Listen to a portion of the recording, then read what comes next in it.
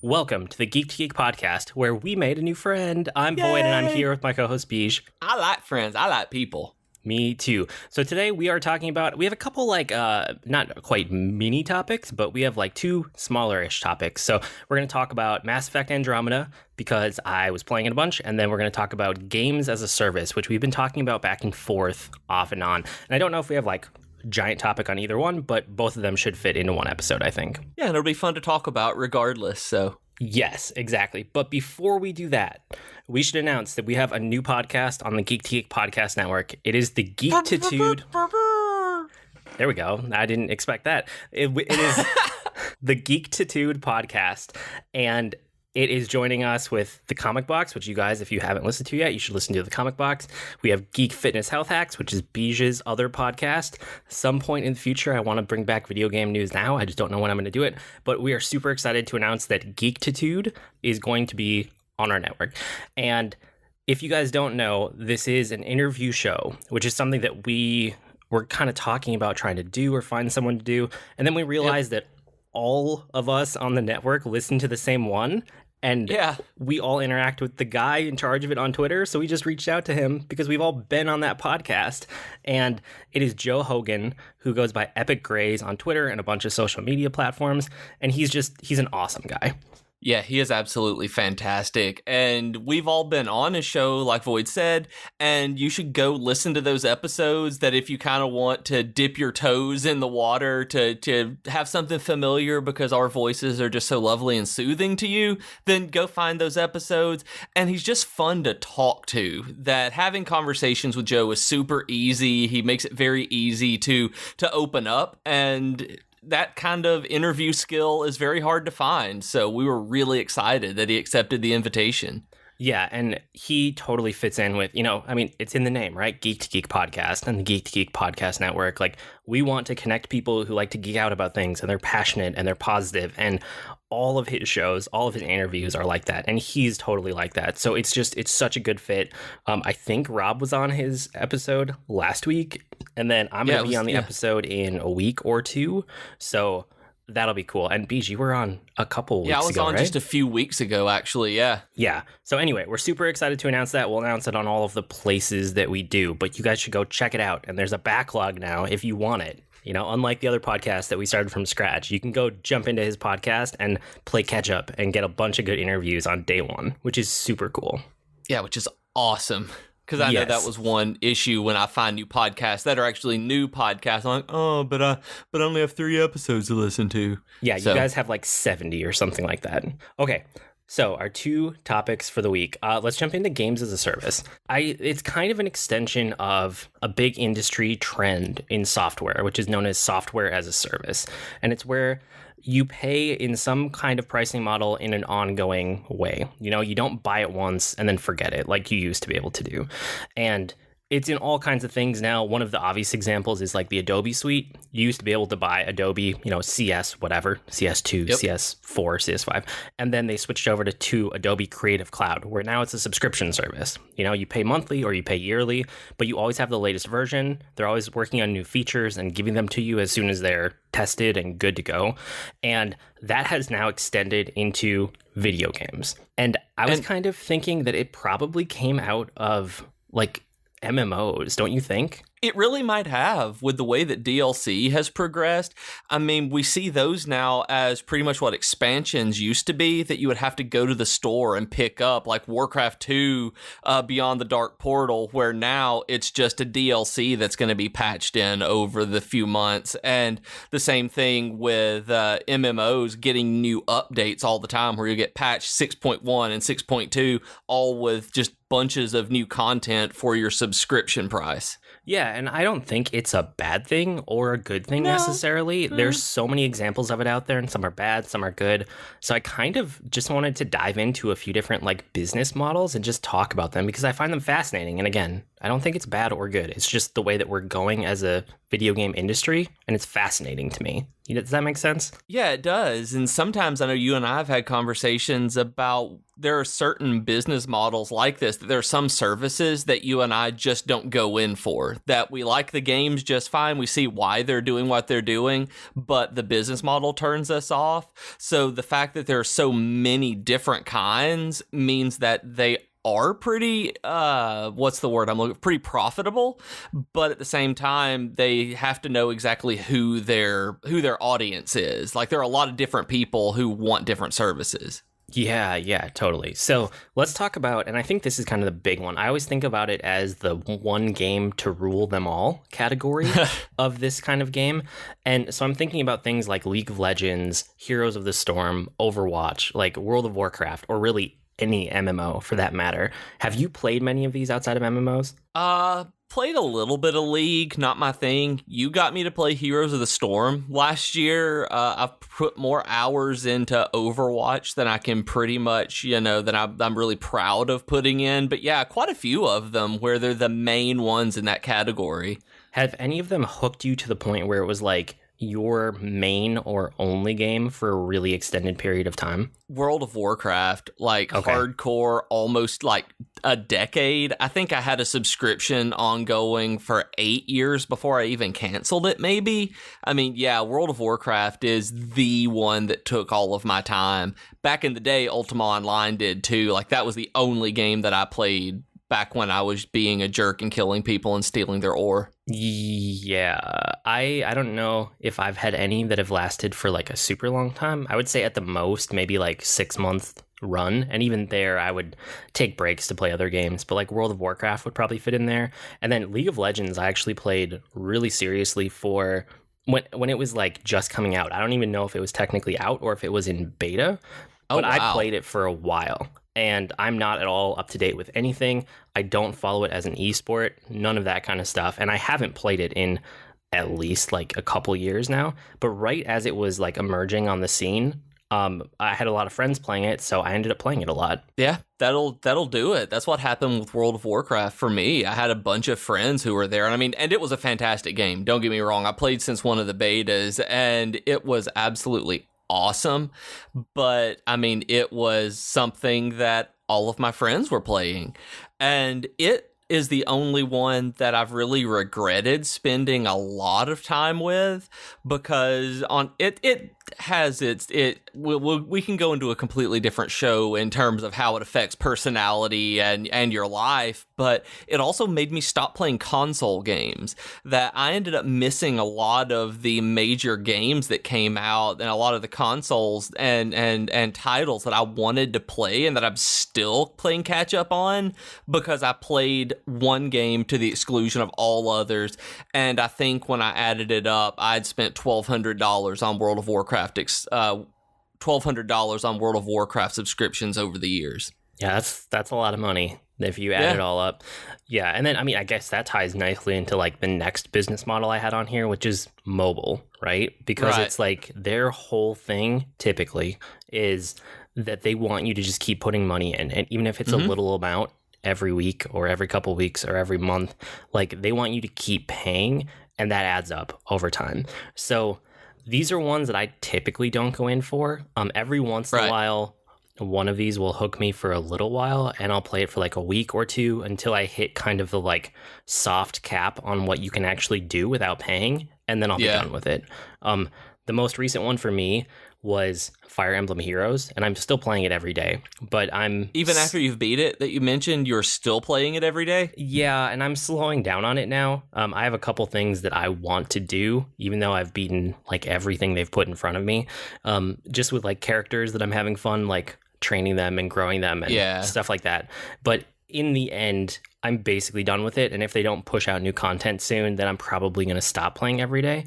But I know like talking to you and talking to like Rob, like we were talking about Podcast Network earlier, I know you guys play like the Marvel ones, right? Like Future Fight, or there's like a Puzzle Quest one. Future Fight is the one that I play. Okay. I really like it. I log in every day, and it's been, I want to say 3 months now, maybe 2 months. I don't remember, but it's not that I fully play every day. I don't do all, there are like 4 hours worth of daily stuff that you can do in the game, but it's made me log in every day. There are daily login rewards that are legitimately good if you make it through the month, so it's enough to turn it on, see what's going on, grab my stuff, and do a little bit of something if I feel like it. I've sunk a little bit of money into it because I like it so much, and they actually have a subscription on it, that 2 of them, that you can get what they call character biometrics for $10. You get 20 of them a day, and some of those are exclusive to that bundle, so that's the kind of buy to win. You have to do this to get these characters, and there's also one that you can pay, like, I think it's $4 a month, and you get a daily stipend of in-game currency, of crystals that you usually buy in bulk, but for $4 you can wait over the course of a month and basically get, I can't remember, like maybe $20 worth of them if you'll do it, if you wait the entire month. So I've done that a couple of times. Yeah, that's interesting how many like different mobile business models there are. But I mean, the commonality is kind of like they want you to constantly log in. They want you to keep coming back, and they try to do it with this like churn of content if they're doing it right. You know, like constant events, constant like content releases, and like Fire Emblem. If it kept releasing more content that I was interested in, I would keep playing. Like totally. If they can up the speed of their releases, I might stay hooked on that game for a while, even though I haven't put like I think I said I put $12 into it one day, and that was it. Yeah. And I don't really plan on putting more into it. But hey, if they want me to keep playing, I would, if they keep putting good content in front of me. So that's kind of like mobile in general, is just constant content in front of you. And I still like Mario Run. That Jennifer and I have been playing it together some because she's still into it, and it's one of those games that I really enjoy playing. I wish there were more individual levels in it. That I don't feel bad about having paid once for it, but I can understand why people get frustrated at that. But I still absolutely love the game, and having, just knowing I bought it and I can play it whenever I want to. Like, that is a fantastic thing for me. Totally. And then, like, even AAA publishers can't escape from this, like, games as a service model, because you look at what happened to Call of Duty over the last few years, and I know I'm not, like, a huge Call of Duty guy, but I pay attention to the industry because I'm interested in video games, if you haven't noticed by now. And it's like there are some Call of Duty games that were basically just sent out to, not to die, like, they were sent out to make money, but they were sent out and then not really supported. And those basically died off super fast. And then there are other ones that they put out and they support with like new content, and some of them with esports, and some of them with expansions and like DLCs and season passes and these things that people love to hate. But it just goes to show that you can't make a AAA game without thinking about this kind of thing. And I mean, think about like Hitman, right? That release schedule of episodic. But even after they all came out, like there's still content coming out for that game. And I know we talked about it a lot, so I'm not going to dwell on Hitman, but just the fact that like every couple weeks there's a new elusive target, or there's like new missions or new whatever added to that game because they're supporting it, right, as a service and not just as a standalone game that they release and walk away from. That kind of thing's actually a little bit overwhelming for me, with the constant updates, with the consistent release of content. And I know it sounds weird, but when there is a slew of new content all the time, it's very easy to fall behind. And I'm one of the kinds of gamers who, that once I get behind in something, it's very hard to make me push forward and get caught back up, because time is a limiting factor. So some of them are fantastic, like Hitman. I haven't seen anything that makes it look like it's coming too fast. But honestly, in Future Fight, one of the reasons that I've slowed down is because there is so much new stuff they're putting out, so many new heroes, so many new modes, that I just can't keep up with it all. So I'm like, I'll have fun with some of this every once in a while, but I'm not pushing to do much of any of the end game stuff anymore. Yeah, there's definitely a weird place you have to like find, like there's a middle ground you have to find as a developer that is enough new content to keep people engaged, but not so much content that they go, oh, I'm never going to be able to do that, and they just stop playing your game. Because it can go either way. I've experienced both of those things. And like I said, I'm one of the ones who gets overwhelmed super easily. So I need that middle ground. Yeah. And like, I mean, look at games like Destiny too, for constant like content, they basically have been releasing expansion packs. Like, that's what they call them, I think? Yeah. Some of them are and some of them aren't. It's really weird because some of them are like huge content pushes and some of them are just like almost incremental upgrades. It was strange and it didn't seem fully thought out. But at the very least, you can look at it and say they launched a game and then they supported it the whole time that it's been out. That's true. Yeah. And were those paid purchases? Were those paid updates or were they free updates like you get from a subscription service or like you get from Overwatch? It's interesting because it was both with Destiny. Some of them were paid and then some of them were like they totally revamped the game start to finish at one point and that was free. Yeah, I did. Yeah. Oh, that was free. I thought, oh, wow, okay. Yeah, like you can go download it right now. So I might have to because I played the demo of it and wasn't a big fan and never went back. Yeah, it's interesting like how much people are willing to sink into games that are already out and support them to try to get a community and, keep it relevant and all of that kind of stuff. Even things like, and this is what was really surprising to me, this really brought it to like the forefront of my mind was, I mean, we had Mario Kart and that felt like a big deal because Nintendo really didn't do DLC or like supporting their games beyond release. And that was what, 2 years ago, a year and a half ago, something like that. Yeah. And then this year we had Final Fantasy 15 and Zelda. They've both come out in the last, 5 months here? Yeah, it came out in November and this is March. So 4 or 5 months. Yeah, and both of those are single player games that have a definitive beginning and end. And they are getting DLC, which is just like, it's crazy. Like we've reached a new level of games as a service because, I mean, think about like Final Fantasy 10 or 9 or like, those games, they have a beginning, middle, and end, and then it's over. And Final Fantasy 15 had a beginning, middle, and end, and now here's some extra stuff. Yeah, but Final Fantasy's done that kind of thing and released them as full games for years. We have Final Fantasy 10-2, 13-2, Lightning Returns, where I think that if they had released those as DLCs, that they would have been fine. I think people would have accepted 13-2 and Lightning Returns as DLC far better than they would receive them as paying full price for a new AAA title that wasn't a fully fleshed out product. Yeah. And so maybe they're just trying to rectify that with 15 by being like, okay, we hear you on Lightning Returns. We're just going to call it DLC from now on, and now don't get mad at us, love us again. Yeah, probably. That's probably a big part of it. And like Zelda, I mean, I don't even understand completely what's in the Zelda DLC or season pass or whatever they're calling this particular one. Expansion pass is what it was, maybe? Yeah, and I don't think they announced all of it yet. I think it was partially like, here's a hard mode, and then here's like an extra dungeon or like bonus dungeon or challenge area or something. Yeah, like a challenge mode or something like that you can do. Yeah. And then there might be a whole second wave coming that they didn't announce anything for yet.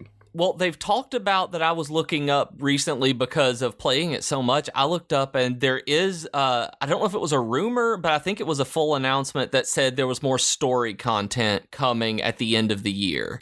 That was the most that they've said. It hasn't talked about what it is or anything at all, but they did say that it was new story content.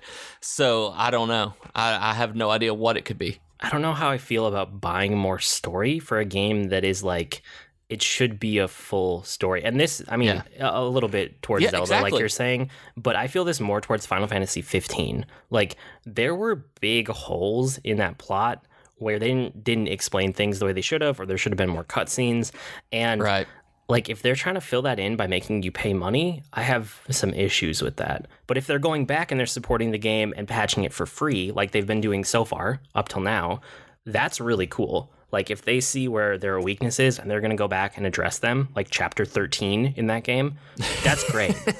And you said they were, right? You said they were actually going to Chapter 13. Yeah, they are. And I think that actually just came out, or it's about to come out in the next week. Okay. It's very, very imminent. That is awesome. But yeah, those are the kind of updates that I'm fine with if you're going to revisit and make it where the game is better. I'm really hesitant on Zelda because it's such a sweeping game as it is that adding more to it like that, I don't necessarily want to pay for extra content like that. I don't like buying DLC. I am not a DLC consumer. That it is honestly rare for me to purchase a DLC. I mean, I bought the Mario Kart 8 one today before this recording, and I'll talk about that in my geekery, but I didn't expect to. And then I wait until they're on Steam sale to get DLCs most of the time. I still haven't played through the Skyrim DLCs, and I got the Legendary Edition of it for like $5 and never went back and finished out any of the other ones that I had with my save. It's just, once I play a game, I'm still in that like 90s mindset of, this is the game that I bought and I'm going to play this game. Whatever comes after that ain't real. And it's I don't know. Maybe that's just me. I mean, I know that's just me. I know most people are happy to get more content, but I don't like paying for it because I feel like I've already paid for the game. See, I don't mind paying for it if it's in the right format. Like, if Zelda is going to just add more area to explore and, like, a challenge mode, I don't know if I'm that interested, but... Right. Like, for how much we talked about, is it called Eventide Island? I always forget the name of the one. Yeah. Okay, so what if instead of what they have announced right now, what if they said, pay us $10 and we will give you a new challenge island along the lines of Eventide Island every week for 10 weeks? Like, I would be all over that. I'd be all over it. Yeah, you're absolutely right. So I think part of it is just like how they frame it and what they actually structure the DLC as. If it's a new chunk of story, it's like, I bought your game already. Like, you should have told me the full story. Right. And that would be awesome if it were something like Eventide Island, because those kinds of challenges are fun. They add something to the game that wasn't already there, but it's challenge mode dungeons have never done it for me because it's revisiting the same content, and hard mode stuff is I do feel the need for new content when I'm paying for a service. When I'm paying for it, free is another thing. I'm not looking anything in any gift horses in the mouth that I get. But if I'm paying for it, I do want it to not just be rehashed content, reskinned content, stuff like that. Yeah, and you said like along these lines of software as a service, you mentioned that maybe even like Toys to Life and like shareware stuff. What did you, like when we were talking, what did you mean by that? I don't know if I buy that. The way that I always see it is that you're constantly paying for something and grabbing more to add to it. It's like they're providing you with this base game for something, and then you're going to be able to purchase any of the extra content that you want for it, with like Amiibo and Disney Infinity and Skylanders. Specifically Skylanders, because part of them are required to beat certain areas. And so I think about that as being a service. Like, you know, you're getting these toys that the kids play with, as well as the extra functionality in the game that you have. Does that make any sense? Yeah, I can see it a little bit, but the thing is with like Toys to Life is that you have to build the content into the game beforehand. It's not really like ongoing support after the game is out. So, but I do see what you're saying, because from like the consumer side, it's definitely like an ongoing cost. So yeah, and that's really where I was thinking about it from the consumer side, was just having to constantly pay for something else to get in the game. Yeah, I can see that. I can buy it. Sure, we'll go with that. And then, like, I just, like, shareware and stuff like that, when growing up, like, I loved shareware games, and this is where this is how I wanted to get a lot of my games, because I played the demos of them forever, like, those first, like, full content areas that you get, and then every once in a while, I would actually buy the rest of the game, because I liked the initial part so much, and Doom is, in particular, one that I played, and Wolfenstein, things like that. And those kinds of business models made me like those games because they were willing to give a sizable chunk of it for free and entice me to actually play the game. And doing your software like that, giving a free trial or a demo or shareware or anything, however you want to call it, that's becoming so rare these days that that's a business model that I like, because I don't want to I've been burned too many times, and I don't want to throw my money at something that is an untested product. So the service, I guess, in those, in my mind, is that that the game is out there for you, but they're confident enough in it that you'll pay for it, that they're willing to give it away for free. Yeah, I mean, again, I would say, like, is this a demo that they're adding to over time and, like, changing as things go on? And, like, did they launch it after the game? Or is it something where, like, it's just a sample because the game is already there? I guess it depends on how you look at it. I see, like, this is, again, you're looking at it from kind of the consumer side of things, which is totally fine. And I'm talking more from, like, the industry side, but I think they're both totally valid. And I love the demos, like what was it, Omega Ruby and Alpha Sapphire Pokemon games that had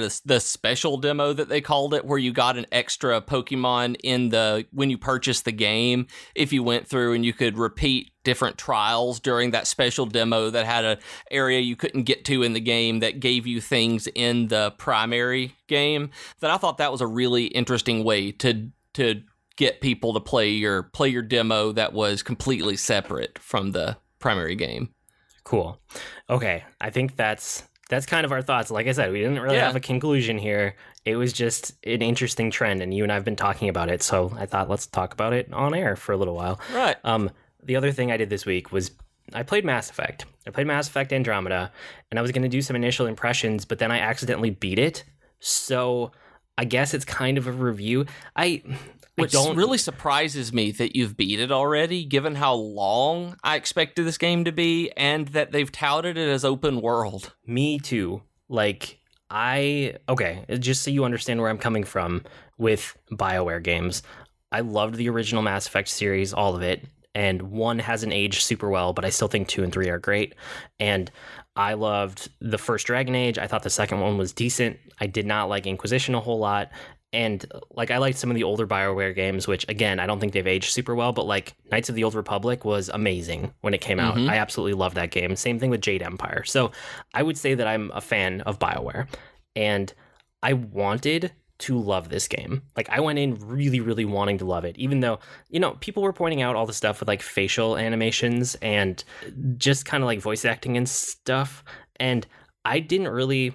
I don't know. It's not that it's not valid, but the internet makes some of these things out to be way bigger than they actually are, you know? I have never seen the internet overreact to anything before. What are you talking about? Yeah, exactly. So I think there's a lot of just like procedurally generated like lip movement, facial animation stuff going on with the voice acting. And, you know, I got over that pretty fast. That is not why I didn't love this game. It's just kind of a side note for me.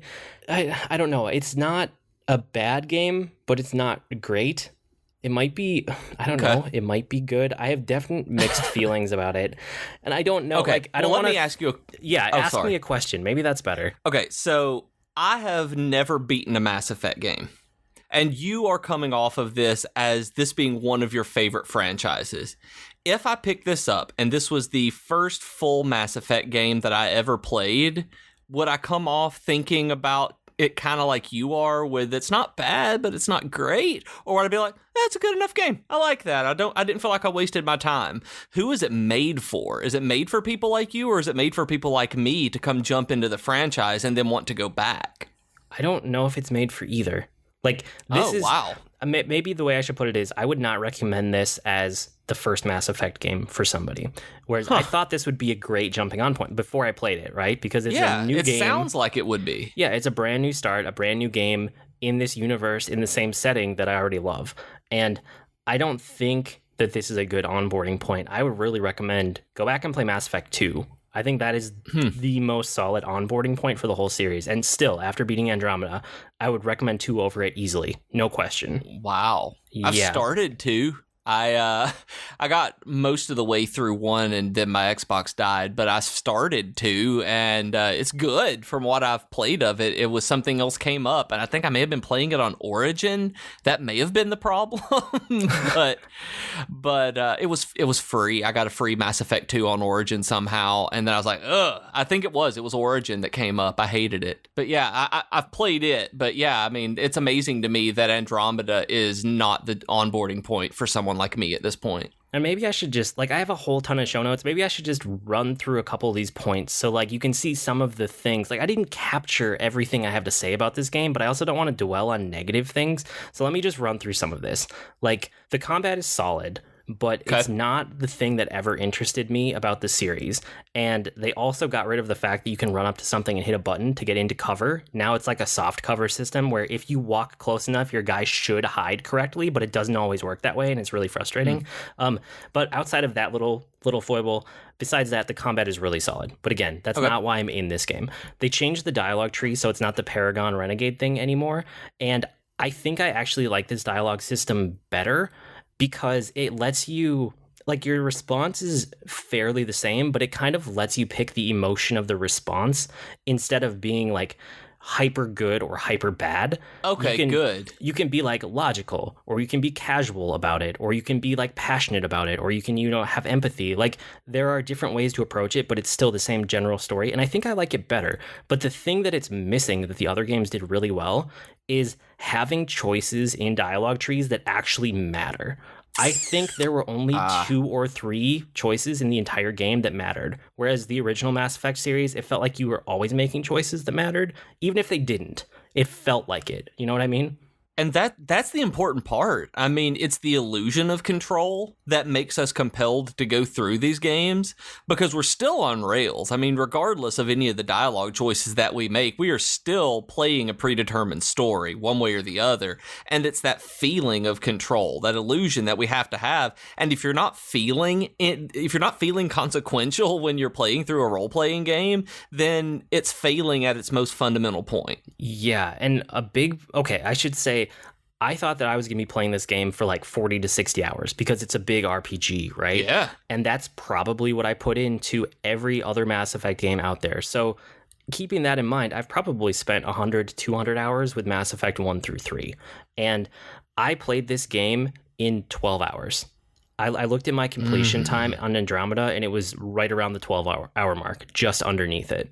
And for an open world game, you have beaten in 12 hours. Right. And this is my problem with it, I think, is that I stayed on the main storyline, and I was waiting for something interesting to happen to like hook me into the open world. And it never did. Never once. There was never anything worth pursuing that actually made me like curious to go out and explore the open world. And I think you said it best right there. I think that hit it on the head, that there was nothing that made you curious. That for an open world game, that you're the kind of guy who will go explore, who loves to see things, who finds these things in these corners. And that was one of your things that you were talking about, Zelda, that you were constantly being rewarded for getting to the top of a mountain. And the kind of thing in an open world game that's the kind of thing you need.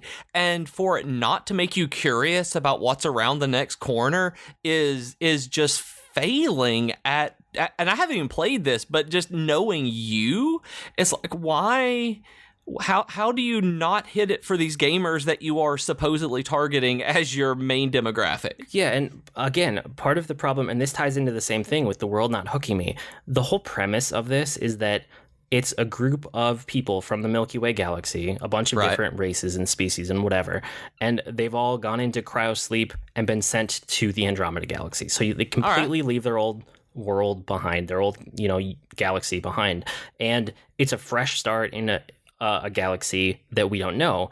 And they used a special kind of whatever, tech. There was a telescope, and they could see things in real time from another galaxy, and they spotted a bunch of worlds that were supposed to be good, and they called them golden worlds. And it was like, okay, here's where we're going to establish our first colonies. So you wake up, and you're part of the initial team that gets woken up, and you have to check out these golden worlds. And it turns out that none of them are actually good. And that's kind of the premise. It's a really good premise, honestly. That's fine. Yeah, that'll work. That'll do, pig. I love the premise. And the thing is, it sets it up to be Alien, right? In a really cool sci-fi way. You have a completely new galaxy, and you don't have to do anything that you did in the old series, because this galaxy can be literally anything you can imagine. And they take that premise, and they do the exact same things that happened in the first trilogy. And it's like the same races and the same species. They brought them all with them from the Milky Way galaxy. So there's only 2 new races in this entire game.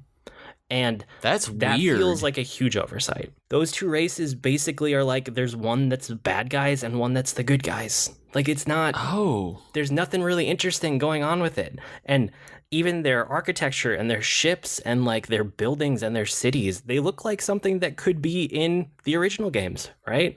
Like, where's the weirdness? Where's the uniqueness? Where's the new galaxy? And I'm looking at the notes that you've made, and you're saying that there is a mysterious disappeared ancient race. That it's like this. That sounds like a genre cliche, just like bomb that they're just dropping from the atmosphere. It's like, hey, we need to make a sci-fi game. Here's all of this stuff. But here's the thing. That mysterious ancient race that disappeared, they already did that in the first Mass Effect trilogy. Exactly. That was the whole thing that was driving the narrative in Mass Effect 1, at least from what I played in Mass Effect 1. Yeah, so it's too much like the original, but at the same time it's also too tropey and too predictable and too cliche, just compared against sci-fi in general. When you have a whole new galaxy that you could do literally anything you want with. And that was just like, that is probably the core of why I had trouble getting into the open world. So I stuck to the critical path, I stuck to the main story, and it just didn't grab me because there's a big bad and they end up being bad and you end up working with the good guys to defeat the bad guys. And that's kind of it. Like, that's the story. I mean, that's not really spoilers because you could have guessed that from the trailers. And I got to the end of the game and I thought that like, I felt like I should have been only about a third of the way through it. I felt like it was the setup before the twist, and then I was really going to see what it was all about. But no, the game just ended. Oh, that's terrible. I hate it when books do that to me because I read on the Kindle, so you don't actually have the physical copy in your hand to see how far you are along. And I hate it when books do that to me. I think I would be even angrier at a game. Yeah. If it just ended like that. I mean, so I don't know if my general feelings about it are because I loved the first series so much. I really am curious if somebody came to this fresh and had never played a Mass Effect game before, if they would really like it. And like the crew options also, I mean, the biggest part of the original trilogy for me was getting to know my crew and my teammates and doing all of the like character specific side missions. Yeah, and those are cool. And all of the characters in this one felt like characters that I had already known from the first one. So it felt like just a waste of time. Like I didn't really care about them because it's like, we've kind of done this already, except for one. There's one character from the new species and that's it. Besides that, it's kind of like, I already basically know you. Do I really need to go through the motions of like doing this all again? I spent 100 to 200 hours with the first trilogy doing this. Like I basically get it. Like I know where this story's going to go. Do I even want to pursue it? Which if you can't hook me on character stories, that's really bad because I love that kind of stuff. Yeah, I mean, that's kind of your thing, that if they're going to hook you on anything, it's going to be exploration and character stories. And it's like, hey, we have an exploration-based character game over here. Play this Void, and you do, and it's like, ha, fooled you. It's not good. Yeah, so like it really is like they pulled the rug out from under you. Kinda. And I needed to get all that off my chest, but at the same time, I don't hate this game. Like, I know there's a ton of internet hatred for it, and I don't feel that. I also don't love this game, but I really, really, really like the premise of it. So, ideally, like in my ideal world, I want this team to take a second swing at it. I want Mass Effect Andromeda 2, and I want them to just knock it out of the park. Like, that would make me so happy. And I think there's possibility for that to happen. Like, I don't want to discount it as however many games it could end up being, because the next one still has the possibility to be amazing. I guess my overall feeling for this game, it's not hate, it's not anger, it's not like love. I think it's just disappointment, which is weird. I don't really feel like that after most games that I beat. I was just kind of let down. That's understandable, though, especially given the high hopes that you had because it was part of a franchise that you loved. I mean, imagine if if Breath of the Wild had been terrible. Yeah, but I mean, but like you said, it's not terrible. It's not horrible. It's just not great. So we'll see what ends up happening with it. I don't really know. That's kind of sorry to leave it on a I don't know, shrug. and then move on. But I guess that's how I feel. Just kind of disappointment and a little letdown, and I guess we'll see what happens. With that, it's probably time for the geeky offer of the week. And, that kind of gets me right into what I was going to recommend, talking about genre conventions and that kind of thing that you're used to, is I wanted to recommend Dune by Frank Herbert. I wanted to recommend the audiobook specifically of Dune. Have you listened to this? No, I've actually never read Dune. I've seen... I think I saw the TV series from the, 90s from or the something. Sci-Fi Network, because there was the movie in the 80s, and then Sci-Fi did a remake of them, which I enjoy. I like them. But the book is so much better. And I'm not saying that as a book is better guy. I'm saying that there is a reason that George Lucas based Star Wars on Dune. And it has every cliche of sci-fi, fantasy, kind of sword and fantasy science fiction that you can have, because it hits on the desert planet, the chosen one, the guy who gets powers, the nomadic tribe of desert dwellers who have a prophecy, just all of these kind of cliches that you get in sci-fi these days. But it's the one that originated them. George Lucas wanted to write a kind of a Buck Rogers meets Dune with Star Wars, and he didn't have the writing capability to do that. So what we got with Star Wars, and it was fantastic, but Dune is about politics, and it's about ecology and economy. And that sounds really weird, but it is one of the best audiobooks I've ever listened to. And when you listen to it, and it's got a full cast on this one, that you listen to it and you understand, this is why science fiction is what it is today, and you can completely see the influence that it has had on the entire genre. So if you have not read Dune, and even if you have, I highly suggest the audiobook of Dune, because it is just phenomenally performed. I've listened to it 3 or 4 times now, and you can go to audibletrial.com/geek2geekcast and get it for free and support the podcast and just really, really dig in on what makes science fiction awesome, as opposed to Mass Effect Andromeda, which tries really hard and doesn't. Dune succeeds in every way imaginable. Cool. It's always fun to find books like that are so foundational for a genre. So that's sweet. I should actually probably grab that one. I think I have an Audible credit or 2, and I do want to check out Dune. Okay. Now, just be aware, though, anybody who listens to it, it is phenomenal. If you move forward with the series, they're good, but not as good. So book 2 is a bridge to the 3rd book, which is also phenomenal, but you will be let down by the 2nd one, I think, and then brought back up into amazing with the 3rd one. Good to know. Okay, so Weekly Geekery, we share what we've been geeking out about this week, if you don't know that by now. And you beat Zelda, right? I did. I beat Zelda yesterday morning. It was awesome. It took me about 2 weeks of just exploring, doing my own thing. I didn't get all 120 shrines in it, but I'll go back and do it as I want to. I finished out 81 of them before I quit, and decided to finally go through and beat it. And I totally understand what you're talking about, that final battle just being one of the best Ganon fights. That yeah, it is truly epic. I think I waited too long and it wasn't as challenging as I wanted it to be, but it was really good. This is a game of the year contender. This may be best media of the year contender right now, because of just how immersive it was. I mean, we've talked a lot about Zelda, but it's worth playing all the way through, and going through Hyrule Castle may have been the highlight of the game for me. That it was just so much fun just exploring that and not being as afraid of the Guardians as I used to be, feeling that power come with you. And I just absolutely adored the Hyrule Castle part of this. It's so good. Those of you who have not gone to beat it yet, when you do, you will be highly impressed by the presentation of Hyrule Castle. Just the music, the ambiance, everything is so good once you get there. Yep, and the final fight is really awesome. Yeah, and I still think this is going to make a great speedrun game. So I'm excited to watch those later and then talk to you about them.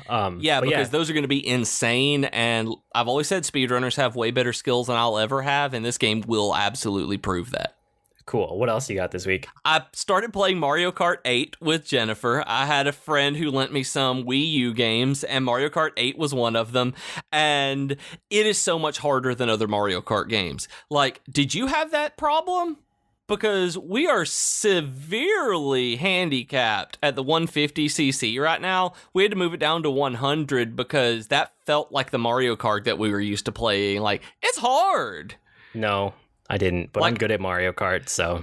I thought I was good at Mario Kart too. It's always one of these like, oh yeah, let me just show you up on Mario Kart. And I then guess it's I like, should say I did have issues with the 200cc level, but all the way up to 150 was like, it wasn't too bad. I thought it was really fun. I figured the 200. Oh, I love the game. I bought the DLC this morning, and I didn't think I was going to. But when I saw there was a Hyrule circuit, and I wanted to just ride carts and bikes through Hyrule, I was like, yeah, I'll give you my money, Nintendo. So I bought those and played through it. That was my break this morning, was playing Hyrule circuit. It was fantastic. I'm really, really enjoying Mario Kart 8 and having something like that Jennifer and I can do together. See, the DLC just has to be in a format that you like. It's all about the presentation, I'm telling you. It is. You give me Link and a Hyrule Castle track, and I'm there. I'm yours forever. We started we started watching American Crime Story, the O.J. Simpson TV show. Have you seen it? Have you watched this kind of thing? No, I've heard really good things about it. I don't know. I'm not into that kind of thing generally. I'm not either. That's why I wanted to make sure I talked about it on here, is because I'm not a true crime person. I'm not even the American Horror Story person. That it has to be something pretty special to get me to sit and dedicate to a drama these days. American Crime Story is good. Jennifer told me, I got a text message a little while ago and told me, because we're recording a little bit earlier than we usually do, you guys, and I got a text message from Jennifer that said, can you podcast any earlier tonight? I want to come home and watch OJ with you. And it was really funny because it's so good. It makes us want to spend time together watching it, because we're not just watching, we're talking about it and talking about reminiscing about our lives, like remembering all of this stuff and these people, and just how meta it is at some points, where the Kardashians are characters in it and the kids are in it, because their dad was one of OJ's lawyers, Robert Kardashian. And so you see little Kim, Courtney, and Khloe, and I guess Rob, and there's a scene where their dad is just getting on TV, like he's just done his first press conference, just getting to the point where people will recognize him, and they go into a restaurant and he's like, oh yeah, how long is the wait here? And they look at him and like, oh my god, you're like Richard Carboof, and he's like, yeah, Robert Kardashian. Like, you're the OJ guy. And they're like, you don't have to wait at all. They took him to a table, and it was this thing like where the kids were like, oh my god, this is so awesome, this is what happens when you're famous. And it was like, and that's where everything went downhill in their lives. And it was like just very, very meta about current pop culture as it works, and it's just awesome. Like, it's very well acted, and Cuba Gooding Jr. is the weakest point of the show, I think, playing OJ, because he doesn't remind me of OJ. Like, he's doing a fantastic job. I just see him as Cuba Gooding Jr. and not OJ, because he's not OJ. So what I took away from that, without having seen the show, is your official recommendation is it's so good you'll actually want to spend time with your wife. Aww. Yes. I feel like you actually said that in there at some point. But okay, what else did you have this week? The Spider-Man Homecoming trailer 2 came out today, and I was just kind of scrolling through Facebook when I saw it, and it's so good. Have you watched it yet? No, but I want to. I will check it out right after this. I go watch it after this. It's really good. That if I wasn't already excited for this movie like I am, I would be excited for it now. Like, it took the first trailer, made it fantastic, let you see more of what the movie is going to encompass other than just, look, here's Spider-Man and Iron Man. It shows you kind of what the story is going to go along with and how some of the characters are going to interact. I'm all in. Like, I was all in before, and now I'm like all in. Like, gimme Spidey. Like just cover me in Spider-Man right now. Okay. That's gross. Cut that out. But yeah, it's really good. Like, you need to watch this. I'm not editing that out, but okay. Oh no. Yeah. Okay. And then I was listening to 10% Happier. Like, everybody, I say like a lot. everybody has heard me talk about 10% Happier and how much I love the book, how much I love the app, and I really do love the podcast. And there was an episode that came out a while back with Hannah Hart on it. Do you know who Hannah Hart is? Yeah, I do. She's the drunk kitchen girl. She's the drunk kitchen girl. Yeah. I love this woman. Like, I have watched, people may not know this, but I really like Grace Helbig and Hannah Hart, and I can't remember the other couple of people who do movies with them. I love them, and I love their movies, like Camp Dakota and... oh, what is it? This is 30, something like that. Dirty 30, maybe, was a movie that came out. There are 3 or 4 of these movies. And for some reason, I love watching these movies whenever Jennifer's not here. That I found Camp Dakota by accident when I was having a really bad depressive phase. And I remember watching it on a night that I was like ultra mega depressed, where I couldn't physically get out of my living room floor. So I grabbed Netflix, I grabbed the controller, and I started a movie, and it made me feel better. That Camp Dakota made me feel better and helped me get out of that funk so that I could actually live my life. And I know that's weird, but it was just a very good movie, and it really did improve my mood. And so I became a huge fan of these people who were in it. And then I saw the YouTube Please Subscribe documentary that was on Kickstarter and was on Netflix for a while. It may still be. And I saw who these people actually were. I was like, oh, that is awesome. And so there was a Hannah Hart episode of 10% Happier, because she has a new audiobook out that I wasn't aware of that I'm so gonna get, called Buffered. And I am like, she's a meditator, and it's fantastic. Just hearing her story, talk about being an internet content creator, how just she's funny. I don't know, this episode of this show made me have a good weekend. Like, I think she makes me happy. That is what I'm saying. So those of you she makes me 10% happier, Void. That's so good. Those of you who have not listened to 10% Happier, the Hannah Hart episode is probably the best episode I've listened to so far, because it's funny and very easy to get into in terms of meditation and mindfulness. They talk about a lot of good stuff, and I really, really, really liked that episode this week. Cool. You did a bunch this week. Yeah, I did. Yeah, I did. I don't know if I did as much. I mean, I wanted to talk about, a lot of my week was Mass Effect, honestly. Like, yeah, I mean, that was a huge part of your geekery. I mean, beating the new Mass Effect game. Yeah. So besides that, we have a treadmill desk at work, and I finally got around to using it. Like, people have been a little bit, but I've still felt like I was settling into my job, so I didn't really do it until this week. But I started getting on the treadmill desk, which is really, really nice. And I don't know if I have anything to say beyond it, that it's cool, and I'm glad that we have one. And I'm going to try to use it regularly now that I've gotten over the hump of actually just trying it once, you know? How much during the day have you been using it? Because I've heard a lot for people saying that they're not using it more than 30 minutes a day. And I find that really hard to understand, because if I had a treadmill desk, I would be using it so much. Well, I don't have a treadmill desk. There is a treadmill desk in the office, so you have to like go over and use it. Oh, okay. Yeah, it's not like everybody has a treadmill desk right by them, you know, that's dedicated to them. I got you. Yeah, so I've been using it. When I do use it, I try to do like an hour on it, which is about right. But I mean, you start to get like a little bit sweaty, and you're in an office, so it's like, how much do you really want to do that, you know? That's true. Yeah, like half an hour to an hour, something like that. But I like it. I liked it a lot. I did the Splatoon 2 test fire event last weekend with my kids, and I mostly let them play after I got like one round in, and then I let them do the rest of it. And Nintendo is so weird with their demos and betas. Like, yes, they are. The Splatoon 2 test fire, it was last weekend, but really it was only 1 hour at a time, and they were really weird hours. So weird. There was one in the middle of our afternoon one day that I was able to get to, and then all of the other ones were like in the middle of the night, or like at just odd times that I couldn't actually get to it.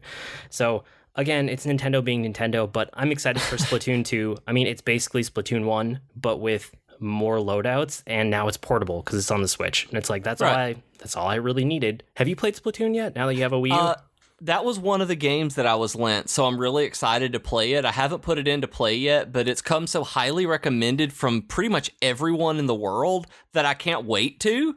I can't install it right now because I have an 8 gig one, and because I still have to do updates and all of that, but I should get in a flash drive for my Wii U tomorrow. I was able to get a 32 gig flash drive for $10, so I'm going to install it and play it as soon as I can. Cool, yeah. Splatoon is really good. It's really interesting to see Nintendo's take on a shooter basically. I mean, that's what it is at its core. But it's once you play it and you hear that description, it's like, oh yeah, that is a Nintendo shooter. That's what a Nintendo shooter feels like. And it was really good. The one thing that it comes with motion controls like as the default, and I found a way to turn them off, but it took a round or two, and I was instantly frustrated that first couple rounds. I hate motion controls like that in games, and unless it's 1-to-1 in VR, then I'm fine with it. Anything short of that, it's so frustrating to try to use motion controls like that. So, and my kids too. Like, I gave them the controllers, and they're like, "Can you turn off this weird thing every time I move the controller? This is horrible." And they didn't even know what they were. They didn't know what it was. They were like, "Something's wrong with this." So I don't know who Nintendo is trying to like put those motion controls in for. I assumed it was kids, but my kids, without any prompting, told me that it was a horrible experience for them. So. Yeah. But Splatoon 2 as a game, I'm excited for it, and you should play the first one and let us know what you think. Oh, I'm sure I will within a day or two now. And then I was just looking for more stuff to play on the Switch, so I picked up I Am Setsuna, and it's okay. I don't know. Yep. I thought it was going to be more than it is. It's kind of generic. It's kind of, I mean, it's like a really, really old Square RPG, except it was only made like a year ago. Mm-hmm. And that's what they were going for. To be fair, they were going for an old school vibe RPG, that kind of thing. And it's almost exactly the Chrono Trigger battle system, but it doesn't have any of like the heart or story of Chrono Trigger. And so it just doesn't quite do it. The other thing is that I live in Minnesota. I get enough snow in my life. I don't want to spend an entire however long that game is trudging through snow. The entire setting is covered in snow. Yeah, and that's actually why I haven't picked it up yet, because snow levels are the ones I tend to hate the most, because I get bored of the setting so easily. And when I heard that you never left the snow, I was like, oh no, I'm not diving into snow that hard. I don't like those levels. Yeah, and then I also did Mario Sports Superstars this week. Honestly, like 3DS is on its way out, and I know there are games coming out, but it's on its last legs. No matter how much Nintendo is trying to assure everyone, please keep buying our system. Like, I mean, if you've played the Switch, you can see that's the successor to both the Wii U and the 3DS. Give it a year or a year and a half, and the 3DS is going to be done, basically. So I'm still trying to keep in mind the last few games of the 3DS and try them out.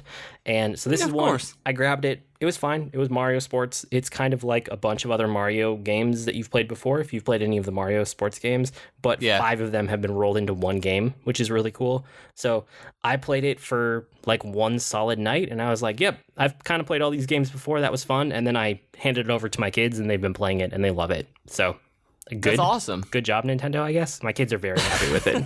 Yeah. Nintendo finally did something good. Nintendo does lots of good things. Oh, I know. But again, it was another one where I was kind of like, shrug, and kind of like, yeah, that's what I thought it was. That's kind of my theme this week. I didn't realize it until just this minute. A lot of games that I was hoping, like I had high hopes for, and then they ended up just being kind of, okay, whatever. The one that I don't have a fully formed opinion yet, but I like it, is Card Thief. And this is an iOS game. It might be Android too, but I've been playing it on my iPhone. And I know I've talked about Card Crawl before, which is, it's probably my favorite mobile game ever, is Card Crawl. I think I've put more time into it than I put into Hearthstone, which should say something. Wow. Yeah.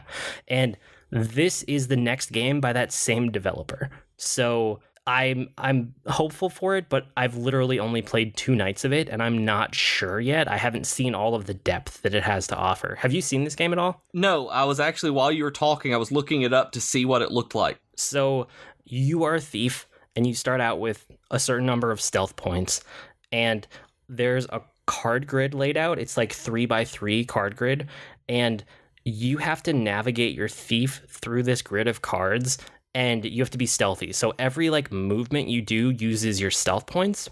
So they lay down things like treasure chests and guards and torches, and the torches light up all of the adjacent spaces.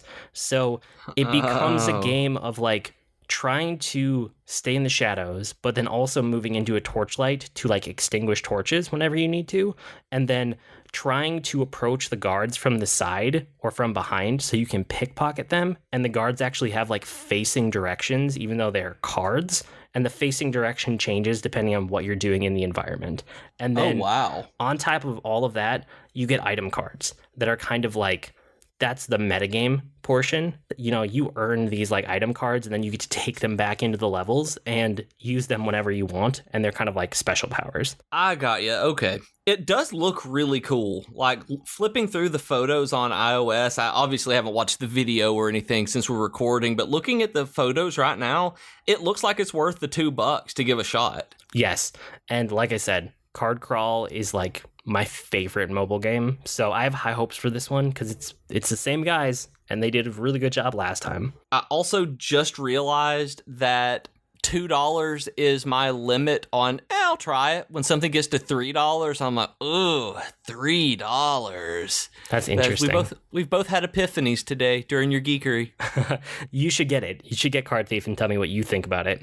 Oh, well, I'm purchasing it right now. Do it to it. Okay, cool. With that, it's probably time to end the show. You can write to us with comments, suggestions, or feedback. Actually, before you do that, go make sure you check out the Geektitude podcast with Joe Hogan. Epic Raise. He's amazing. Geektitude with a T-I-T and then ood at the end. You can figure it out. It's really good. Okay, you can write to us with comments, suggestions, or feedback. Our email address is geek2geekcast@gmail.com, or reach us on Twitter @geek2geekcast. We also have our longer discussion threads on the subreddit at reddit.com/r/geek2geekcast. And on the subreddit, we are also hoping that we will be able to get some Geektitude community in there as well, so that you guys are awesome there for us. Be very welcoming to his existing audience and to him, to Joe. And, you know, if you want to get any email updates about any of our network's podcasts, this one, The Comic Box, Geektitude, Video Game News Now when it exists again, and Geek Fitness Health Hacks, you can go to geek2geekcast.net and tell us which ones you want updates about. I blog at agreenmushroom.com, and you can find me at grnmushroom. That's green mushroom without the E's on Twitter. I'm on Twitter as @ProfessorBeej. That's Beej with 2 E's. And I blog and podcast at geekfitness.net. We've been Void and Beej with your Geek to Geek podcast. That'll do it for this week. See you next week, geeks. Bye, friends.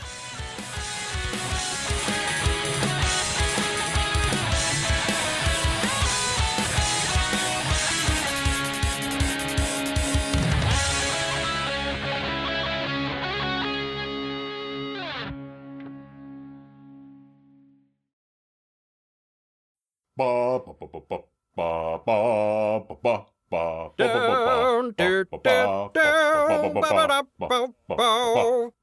ba. Comics. Hey everyone, this is Rob, your friendly neighborhood comic geek. And this is Liam, the lascivious. Liam the lascivious? That's what you're going to go with? Well, the languishing lascivious Liam of Langley. I don't know. Wow, that was extremely illiterate of you. Well, I try. Yeah. We are the hosts of The Comic Box, part of the Geek to Geek podcast network, where you get all your comic book news. We talk comics, we talk comic book TV shows, we talk comic book movies, we talk comic book, I don't know, what else do we talk about? Comic book toys. We talk comic book toys. Comic book video games. This is true. We talk handkerchiefs that are comic books. Yeah, well, I don't even know what that is. So slap on your underoos, grab your favorite comic book, and tune into The Comic Box, where we air episodes every week-ish. Yeah, so join us. Bop, bop. Oh, yeah.